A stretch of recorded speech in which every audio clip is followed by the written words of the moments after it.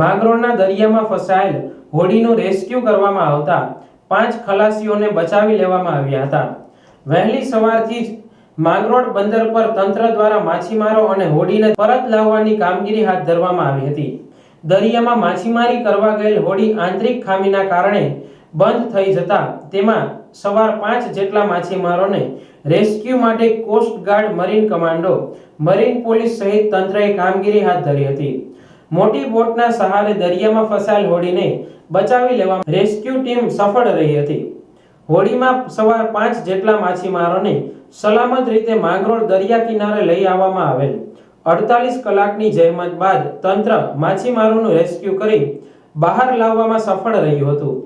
Rescue બાદ આ તમામ ખલાસીઓને માંગરોળ મરીન પોલીસ સ્ટેશને લઈ જવામાં આવ્યા હતા।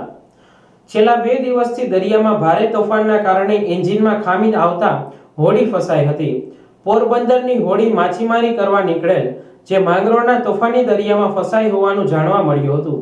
આ હોડી તોફાની ફસાઈ હોવાથી તંત્રને જાણ થતા કેશોદ આસિસ્ટન્ટ કલેક્ટર, માંગરોળ મામલતદાર, ટીડીઓ સહિતના અધિકારીઓ માંગરોળ બંદરે પહોંચ્યા હતા અને માછીમારોને બચાવવાની કામગીરી હાથ ધરી હતી।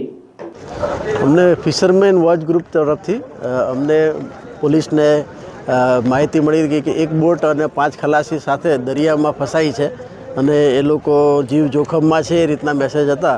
તો એના માટે coastguard, marine police, marine commando એમને બચાવ કામગીરી માટે પૂરેપૂરો અમે પ્રયાસ કરેલો અને સી ખૂબ જ રફ હોવાથી અમે અડધેથી બોટમાં નુકસાન થતાં પાછું આવવું પડેલ અને અત્યારે સવારે અમે રેસ્ક્યુ કરી અને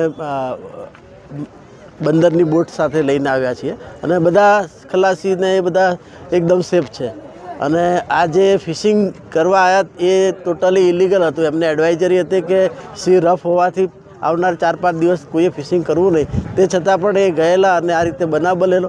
તેમનું કાયદેસર કાર્યવાહી મરીન પોલીસ પીઆઈ જાદવ સાહેબ શ્રી કરશે।